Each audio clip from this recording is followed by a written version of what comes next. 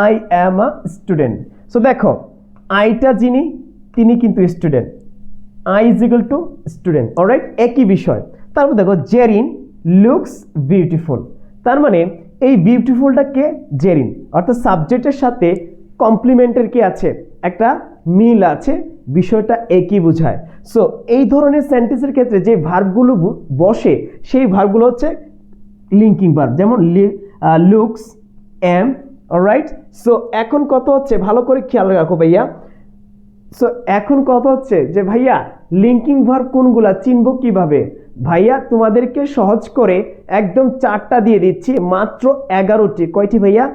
11টি linking verb একটু মুখস্থ রাখলে তুমি উত্তর করতে পারবা। দেখো আমি তোমাদের সুবিধার্থে এই যে 11টি লিঙ্কিং ভার্ব একটু মুখস্থ রাখিও, আই থিঙ্ক পরীক্ষার মধ্যে আসলে অন্তত বুঝতে পারবা যে এটা লিঙ্কিং ভার্বের নিয়ম থেকে এসেছে।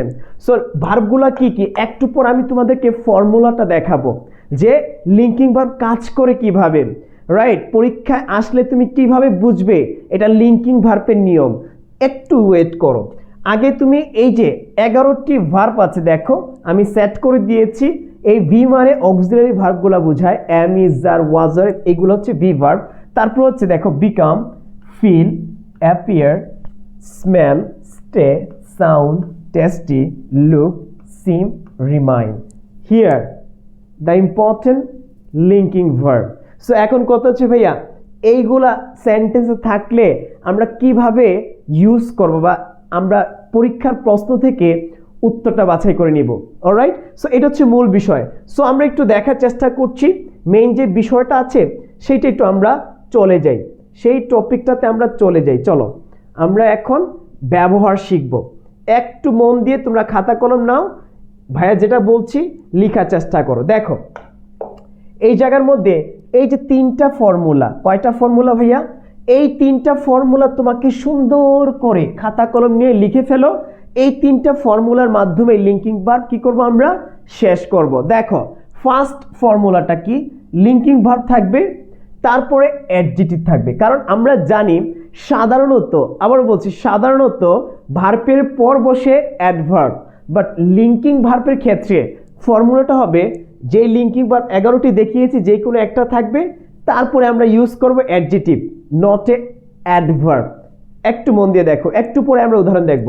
2 নম্বর যে ফর্মুলাটা সেটা দেখো, লিঙ্কিং ভার্ব এরপর হ্যাঁ অ্যাডভার্ব ইউজ করা যাবে, কিন্তু কথা আছে অ্যাডভার্বের পর একটা অ্যাডজেক্টিভ ইউজ করতে হবে মাস্ট।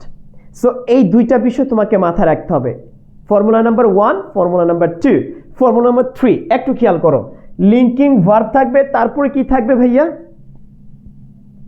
নাউন, প্রোনাউন, প্রেপোজিশন, তারপরে আমরা অ্যাডভার্ব ইউজ করব। অর্থাৎ 3 নম্বর যে নিয়মটা আছে সেটা হচ্ছে যে 11টি লিঙ্কিং ভার্ব দেখিয়েছি তার মধ্যে এই লিঙ্কিং ভার্বগুলোর পর আমরা নাউন ইউজ করব, অথবা প্রোনাউন, অথবা প্রিপোজিশন থাকবে, তারপরেই আমরা কি ইউজ করতে পারবো? অ্যাডভার্ব। সো এই 3টা স্ট্রাকচার, এই 3টা ফর্মুলা একটু ভালো করে মনে রাখো, একটু ভালো করে মনে রাখিও। আই থিঙ্ক তুমি পরীক্ষায় উত্তর দিতে পারবা। তাহলে চলো আমরা অ্যাপ্লাইয়ে চলে যাই, আমরা এক্সিকিউশনে চলে যাই। দেখো একটু মন দিয়ে দেখার চেষ্টা করো আমরা কিভাবে সলভ করছি। দেখো এইখানে হি ওয়ার্কস কেয়ারফুল এবং কেয়ারফুলি। সো তোমাকে একটু বোঝানোর জন্য আমি এটা দিয়েছি। দেখো এই যে ওয়ার্কস, এটা কিন্তু একটা জেনারেল ভার্ব, অলরাইট? এটা কিন্তু লিঙ্কিং ভার্ব না। সো দেখো এই ধরনের নর্মাল ভার্বের পরে কিন্তু আমরা কি ব্যবহার করি? এক্স্যাক্টলি, এটা কি ভাইয়া? অ্যাডভার্ব, অ্যাডভার্ব হবে। সো এটা বোঝানোর জন্য আমি তোমাদেরকে এই উদাহরণটা দিয়েছি। যদি আমরা লিঙ্কিং ভার্ব ইউজ করি একটু খেয়াল করো, এই যে দেখো he looks careful or carefully, এখানে কিন্তু নর্মাল ভার্ব না, সেটা হচ্ছে লিঙ্কিং ভার্ব। সো এই যে দেখো লুকস, রাইট? সো এইভাবে লুকসের পরে তোমাকে এই জায়গায় শূন্যস্থান পূরণ দিতে পারে, তোমাকে বাছাই করতে হবে এটা কি অ্যাডভার্ব হবে নাকি অ্যাডজেক্টিভ হবে। সো আমরা জানি যে লিঙ্কিং ভার্বের পরে কি বসে?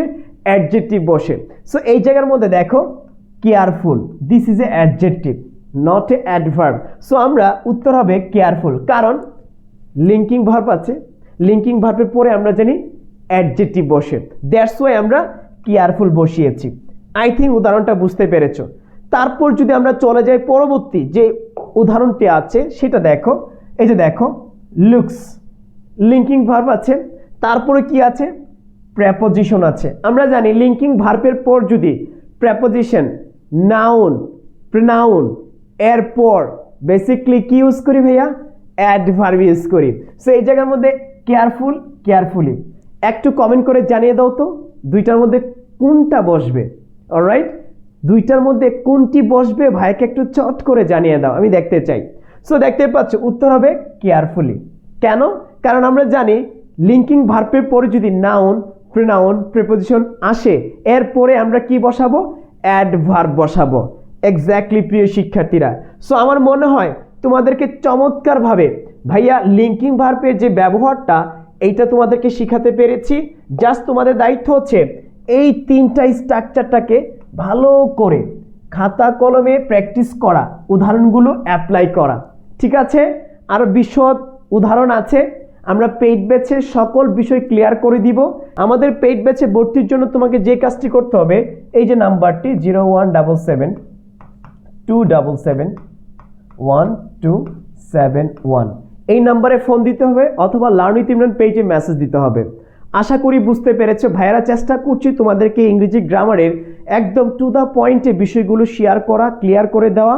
আর বিস্তারিত আলোচনা তো আমাদের পেইড ব্যাচে করবো ইনশাল্লাহ ক্লিয়ারলি। আর অনেক কিছু আছে, ভর্তির জন্য পেজে মেসেজ দাও, সকল ডিটেলস জানতে পারবা, বুঝতে পারবা।